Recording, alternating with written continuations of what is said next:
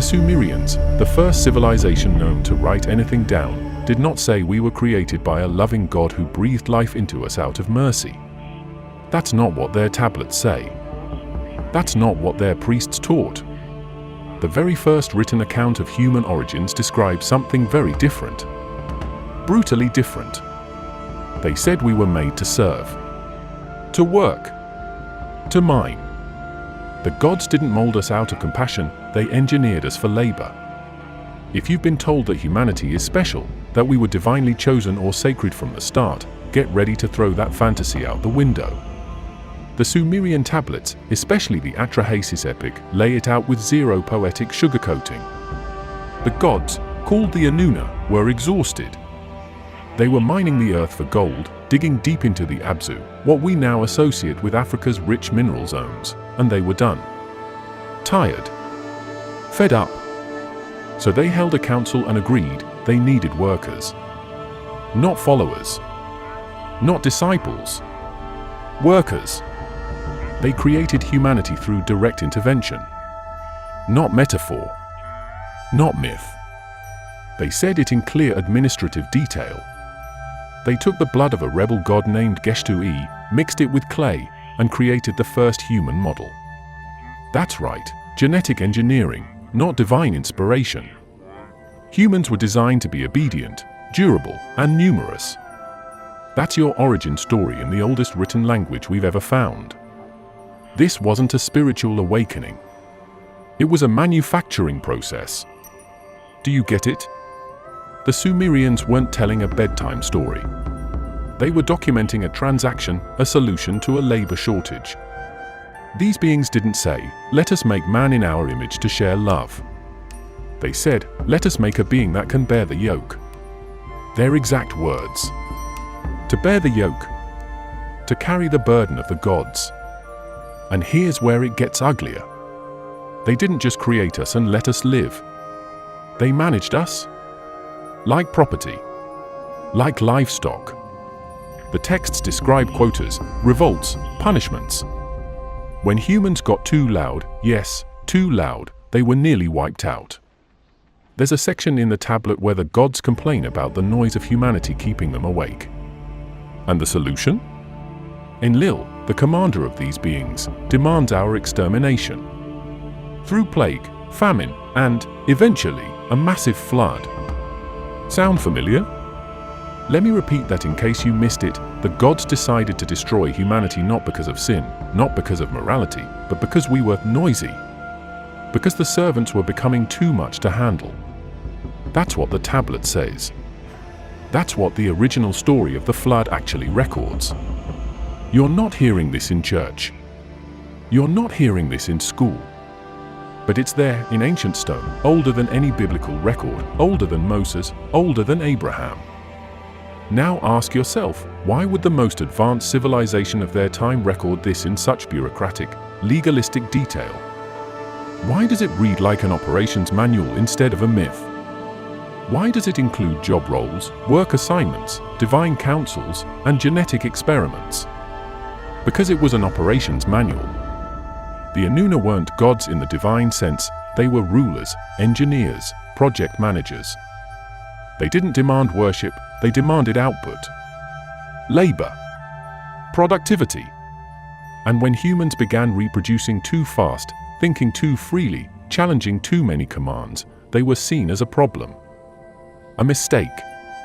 A threat to the order. You were never the main character in their story. You were the tool. The asset.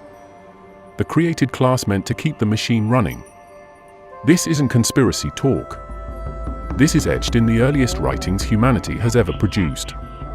And yet, almost no one talks about it. Because if this is true, if the first civilization's records are accurate, then every doctrine that came afterward is based on a lie. A whitewashed version of reality. Still think we were created out of love? The gods didn't just create humans for labor, they decided to wipe them out. Systematically. Coldly. No warning, no mercy. And this isn't speculation. The Sumerian cuneiform tablets spell it out in brutal clarity. The being known as Enlil, who sat at the top of the Anuna command structure, looked at humanity and saw only one thing: overgrowth. Interference. An infestation. It wasn't because humans were evil. It wasn't about disobedience. It was about management. Control. Numbers. Humans became inconvenient, unpredictable, and worst of all, aware. That's when the directive changed from creation to annihilation. The records don't hide it. Enlil declared, in no uncertain terms, that the human population had become intolerable. Not spiritually impure. Not morally corrupt. Just excessive. Too many mouths. Too much noise. Too much resistance. His solution? Eradication. He didn't argue. He didn't debate. He gave the order. First came engineered diseases. Then came agricultural collapse. Then came total hydrological warfare, the deliberate unleashing of the Great Flood. This wasn't divine punishment. It was population control. And you know what makes it even more calculated? They didn't drop a flood from the sky out of nowhere. According to the text, they shut down the ecosystem first. They broke the water cycles. They disrupted the flow of irrigation. The rivers dried. The crops died. Then they released the waters, not to cleanse sin, but to reset the population grid. To wipe the slate and start fresh. One line from the tablets hits like a bullet: the gods commanded silence. Let no one warn the humans. This wasn't some act of nature. This was a coordinated blackout. No leaks. No profits. No chance to survive. Except one. Enki, Enlil's brother, leaked the plan. He did it in secret. Whispered it to a human he deemed worthy. In the texts, he's called Ziusudra. Sound familiar? That's your pre-biblical Noah. But this version is not about righteousness. It's about data. Enki told Ziusudra because he wanted to preserve the genetic line, not the morality. It wasn't a reward for virtue. It was a backup protocol. A fail-safe. Ziusudra built the boat. Not because he believed, not because he repented, but because he was informed. That's a huge distinction. The gods weren't testing humanity. They were deleting it. Now think about this: the deluge that followed wasn't a random event. The texts mention breaking the dam of the sky. That's not symbolic. That's mechanical. They're talking about a system. A pressure release. A switch flipped. If you still believe this was a spontaneous divine tantrum, you haven't read the operations manual. And when the water hit, it hit fast. Cities vanished. Soil liquefied. Corpses floated. Livestock disappeared. Entire regions of Mesopotamia were erased in less than a week. The survivors? A handful. Less than a handful. Not through luck, not through grace, but through inside knowledge. The Anuna didn't regret the destruction. They didn't mourn. They calculated. After the flood, they counted the survivors. Like a head count. Not out of care, out of strategy. What do we do next? How many labor units remain? Do we start the genetic engineering again? Should we limit reproduction this time? That's not theology. That's project management. Here's a fact most people have never heard. After the flood, the tablets show Enlil and the council agreeing to new controls. One of them was limiting human lifespan. Another was dividing languages. Fragmenting memory. Shutting down high-level awareness. They weren't just killing bodies, they were disabling functions. This isn't allegory. This is logistics. So now you're starting to see the real picture. Humanity wasn't punished for sin. Humanity was deleted for going off script. And the only reason we're even here to talk about it. One unauthorized leak in a tightly locked system. One genetic line that slipped through the purge. Every step of this event, engineered illness, environmental collapse, data suppression, selective survival, was a calculated move. There was no wrath, only protocol. And that protocol was brutal, efficient, final. They called it cleansing. They called it renewal. But what it really was extermination. Cold. Scientific. A reset ordered not by a god of love, but by an overlord managing his creation like a failing experiment. The Great Flood wasn't a divine punishment, it was an execution plan carried out with precision tools. Not mythology. Not metaphor. We're talking about ancient geoengineering, deliberate, structured, and far beyond what primitive humans could ever dream up on their own. You don't get environmental collapse on that scale from a few days of rain. You get it from advanced control systems. And that's exactly what the Sumerian tablets describe. They didn't say the skies cried. They said the reservoirs of the heavens were released. That word, reservoir, is key. It implies containment. It implies control. The sky wasn't chaotic. It was managed. Opened. Intentionally. Then the ground followed. The texts mentioned the fountains of the deep bursting forth. Again, not poetic language. That's pressure release. That's tectonic level disruption. Seismic triggers. Underground water systems ruptured by force. Not by God's emotion, but by the calculated detonation of a global pressure valve. Now pause and think, how would a Bronze Age people even conceptualize these things if they didn't witness them directly? How would they describe what looks like controlled demolition of the Earth's crust if they didn't see it with their own eyes? The evidence is everywhere. You've got ancient shorelines at high altitudes. Massive sediment layers thousands of miles inland. Cities buried under meters of water-laid silt. Not scattered flood zones. Global coverage. And it's not just in Mesopotamia. We're talking Africa, South Asia, the Americas, all showing the same sudden aquatic trauma, dating to the same narrow window. This wasn't a thunderstorm. This was a purge event across hemispheres. And here's what blows the lid off the entire sanitized version of history: the tools weren't divine. They were technological. Ancient records speak of thunder weapons, of nether forces, of vibrations that cracked the firmament. You can't call that poetic when multiple civilizations across continents describe similar shock events, vibrations, blasts, fire from the sky, linked to sudden water surges. This was an attack on the environment itself. Targeted. You know what else they describe? Light in the sky before the flood. Massive glowing orbs stationed above cities. Audible tones. Frequency pulses. People collapsing before the waters even arrived. Tell me again how that sounds like a moral judgment. Now look at the pattern. It didn't hit evenly. Certain regions were erased. Others strategically protected. Like zones were being cleared. Like a digital map with red zones and green zones. Entire regions in the Levant wiped off the face of the earth, while select plateaus were left untouched. Why? Because they had significance. Assets. DNA archives. Infrastructure. The post-flood world was already being planned before the waters hit. This was not divine wrath.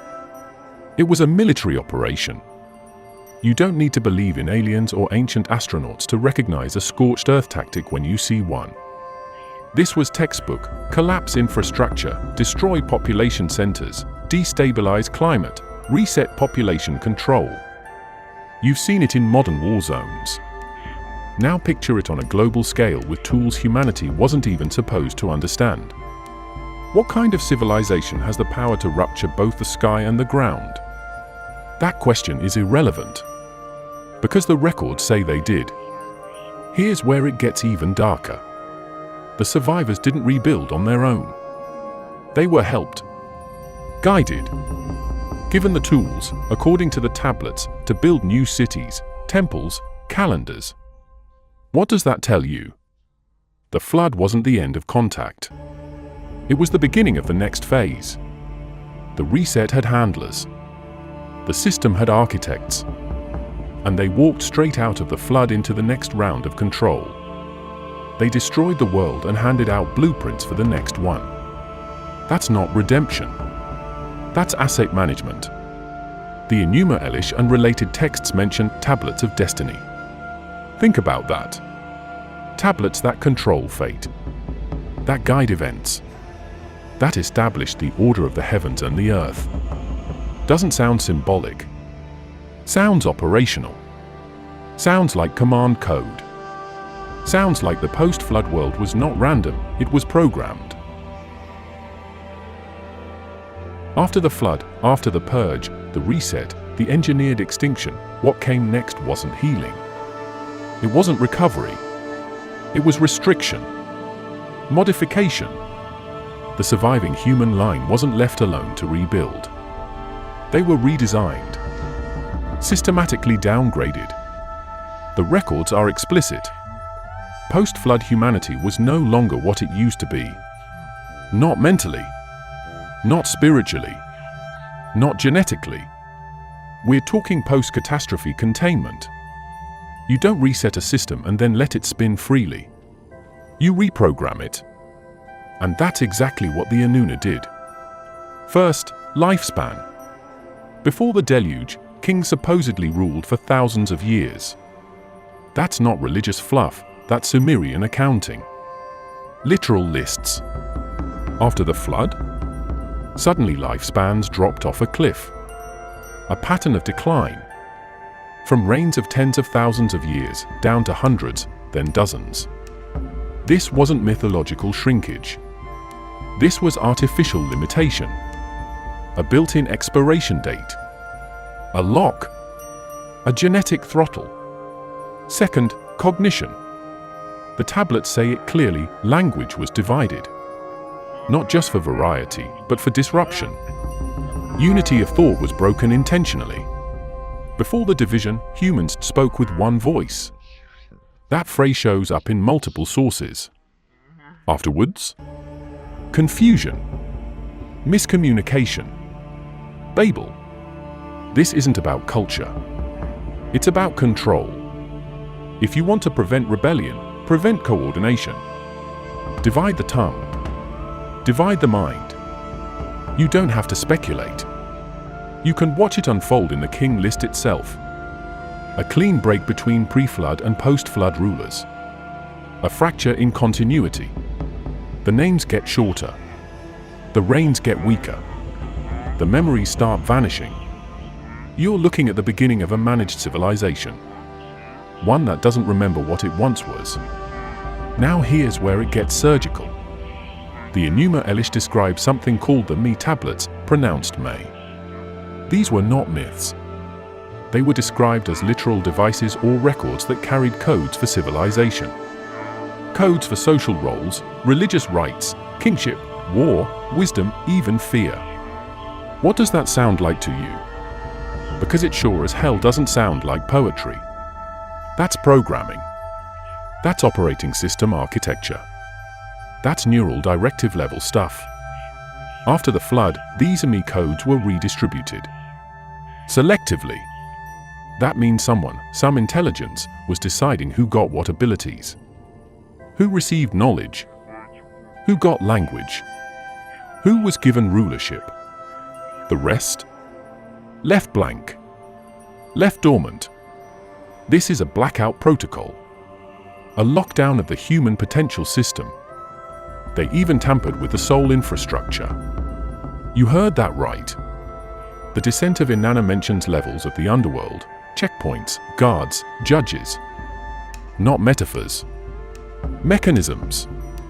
Layered barriers between consciousness and remembrance. And what does Inanna demand to pass through each gate? A piece of herself. Her crown. Her clothes. Her voice. Symbolic? Maybe. But ask yourself, what happens when every level of your awareness is stripped as you descend? That's not a story about death. That's a story about memory suppression. Now zoom out. Why does every ancient culture talk about forgetting? Why are initiations always about remembering who you are? Why does every esoteric tradition say we've been blinded? Disconnected? Fragmented? Because that was the plan. The reset wasn't just physical, it was metaphysical, psychological, generational. The flood didn't just drown cities. It drowned knowledge. It buried memory. It crushed identity. You weren't just rebooted. You were reformatted. And they didn't stop there. The surviving human tribes were split geographically, ethnically, even spiritually. Some were given the law, others were left to wander. Some were placed under god kings, others under priestly castes. And guess what? Every single one of those systems had one thing in common: hierarchy. A chain of command. Always with someone above and masses below. That's not human nature. That's design. Let's go deeper. The Sumerians also recorded something most people ignore. Temples weren't just religious sites. They were control hubs. Literal data centers. They stored the me. They tracked time. They issued laws. They monitored offerings. You think that's religion? That's administration. And who ran those temples? Not commoners. Not elected leaders. But intermediaries. Human agents trained and selected by the gods. The earliest priesthoods weren't spiritual guides. They were data handlers, protocol enforcers, distribution managers for the divine directives. So now ask yourself, after an extinction-level event, why would a group of ultra-intelligent beings go out of their way to repopulate Earth only to place tight caps on lifespan, memory, cognition, language, and power? Because it wasn't about evolution. It was about compliance. The rebuilt human wasn't meant to thrive. He was meant to obey. The flood wasn't the end of humanity. It was the beginning of version 2.0, lighter, dumber, divided, mortal, and forgetful. The Sumerian records don't tell a tale of rebirth. They tell the blueprints of a containment protocol. Every element of your life, how long you live, what you understand, what you forget, what language you speak, who you answer to, was engineered. Not by God, not by nature, but by the architects who reset the world and then made damn sure no one could challenge them again. Every ziggurat, every temple complex, every house of the gods was constructed based on exact measurements, star alignments, vibration patterns. That's not religion. That's frequency control. They weren't building for symbolic reasons. They were building machines. Devices. You don't spend generations hauling bricks for metaphors. You do it for function. And these things had function. Go look at the layout of Eridu, Nipper, Uruk. These were energy grids, not just cities. They followed ley lines. They used acoustics, chambers shaped to resonate specific tones, priests chanting scripts written in precise syllable ratios, bells, drums, blood rituals. Every element designed to trigger an emotional spike in the participants: fear, ecstasy, awe, guilt, shame, love, submission. That charge? That's the real offering. Offerings weren't about pleasing a god. They were about generating emotional current. The gods didn't eat meat. They didn't drink wine. They absorbed vibration, frequency, loosh, and they demanded it regularly. Here's how the system worked. The people brought animals. They brought gifts. They brought their children. They came in desperation, in fear, in sickness. The priest stood as mediator, not to bless them, but to convert that desperation into ritual flow. To extract intensity. The more emotional the crowd, the stronger the field. And the field was harvested through ritual tools, obelisks, altars, pillars. Look at the symbols. spirals, vortexes, spirited into the ether. You think I'm exaggerating? Then explain this. Why are the most sacred parts of these temples always elevated? Always high? Always sealed off? Because that's where the interface happened. Not with the public, with the entities. The gods never walked among the crowds. They descended into sanctums, chambers, portals. Only the initiated could be present. And they weren't there to pray. They were there to conduct energy, transfer it, exchange it. The tablets say the gods smelled the sweet savor of offerings. That line is repeated across Mesopotamian texts. But it wasn't the meat they cared about. It was the scent, the vapor, the essence. You know what rises with fire and incense? Emotion, grief, hope, submission. Those are frequencies, chemical signals, electrical charges. And those charges feed something you don't see. This is not unique to one culture.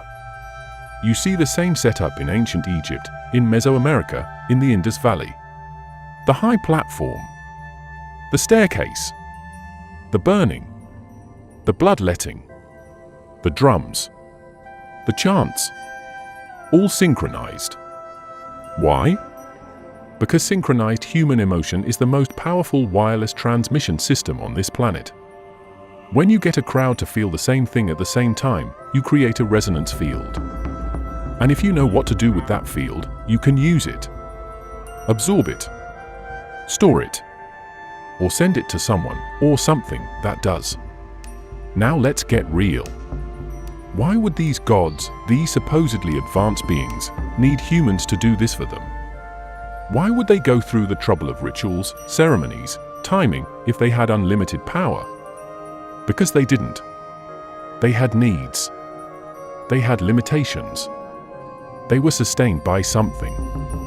And that something came from us. We weren't worshippers.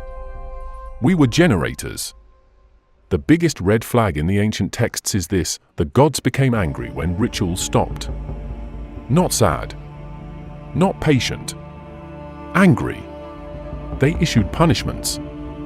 They unleashed plagues. They demanded more sacrifices. That's not the behavior of omnipotence. That's the behavior of addiction, dependency, withdrawal. And the more chaotic the world got, the more frequent the ceremonies became. Crisis was good for business. Wars, famines, storms, they all increased temple activity, increased emotional surges. People ran to the shrines, begged, cried, danced, bled. That desperation fed the machine. Look at the role of the king. He wasn't just a ruler. He was the high conductor. He mediated between the people and the gods. He carried the divine functions. He was expected to weep during ceremonies, to dance, to prostrate. His humiliation was part of the package. Why? Because even his emotions had to be harvested. No one was exempt. The priests were technicians, engineers of ritual. They knew exactly how to build tension, when to strike the gong, when to lift the knife, when to chant the name. They followed blueprints, timing, sequences. This was system architecture, not faith. Ever wondered why ancient temples are some of the most acoustically perfect structures ever made? Because sound was a weapon, a conductor, a trigger. Certain frequencies unlock emotion. Certain tones induce trance. The ancients weren't guessing. They were precise. They had knowledge we've lost, or more accurately, been denied. Let's talk blood. In nearly every early culture, blood was the most sacred offering. Not gold. Not jewels. Blood. Why? Because it carries electromagnetic charge. It holds DNA. It contains life force. The moment blood spills, something opens. And in that opening, something takes. That's why it had to be fresh. Flowing. Alive. Not symbolic. Functional. And it didn't stop with animals. The progression is documented. First goats. Then bulls. Then humans. Especially children. Young blood. Pure. Emotional. Terrified. It created a surge. That's not morality. That's energy physics. Go deeper and you'll find tablets describing great joy from the gods when blood was spilled. What kind of divine being rejoices at the smell of burning fat and screaming voices? What kind of god demands monthly festivals where people mutilate themselves for approval? That's not godhood. That's parasitism. We weren't being tested. We were being harvested. Let's wrap this with the part they really don't want you talking about. The gods didn't just enslave humanity, they turned on each other. And the battlefield wasn't the heavens. It was Earth. The ancient Sumerian texts, especially the Enuma Elish, the Era Epic, and the various temple chronicles, describe open conflict between the beings we've been taught to revere as divine. These weren't all-knowing spirits of peace. They were rival factions, armed, territorial, manipulative, and absolutely willing to obliterate anything that got in the way of their agenda. This is not a symbolic war of good versus evil.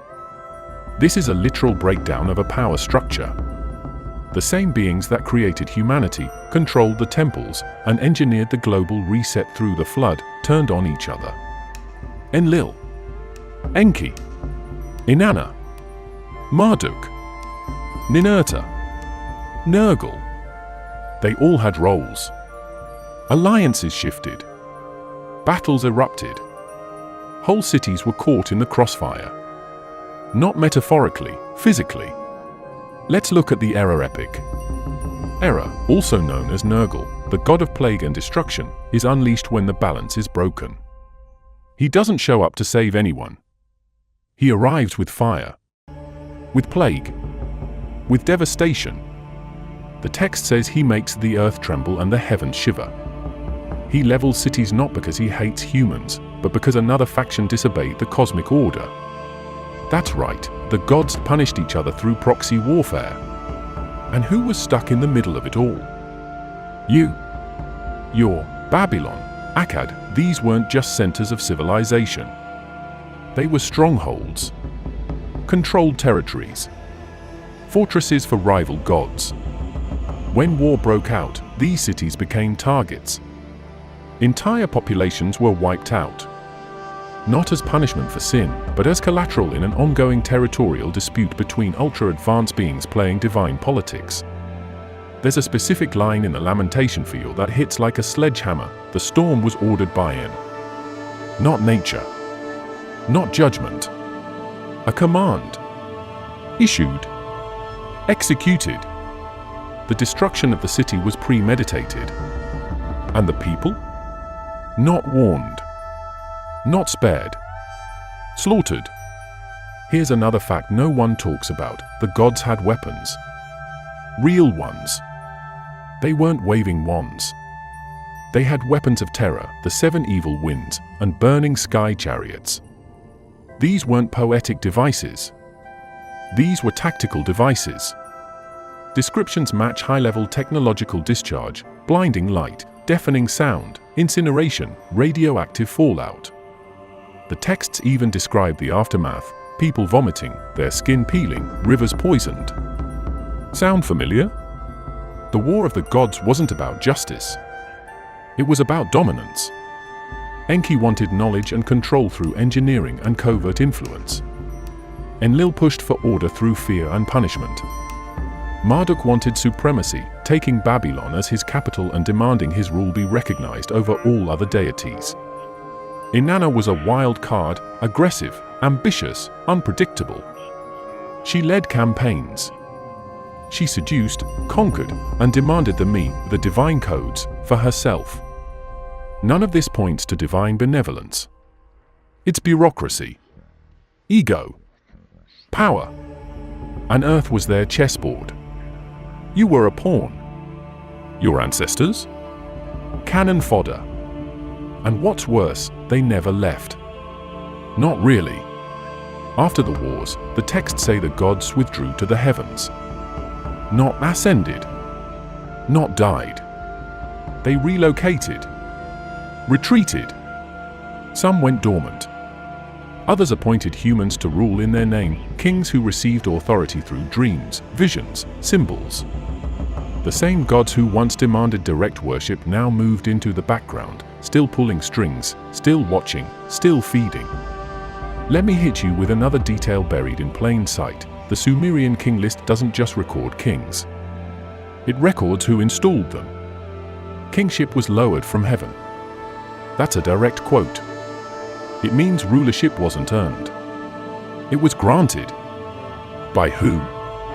The same beings who destroyed civilization when it didn't serve their goals. And they didn't trust humans to rule alone. Every king was advised by priests. Every empire had a god it reported to.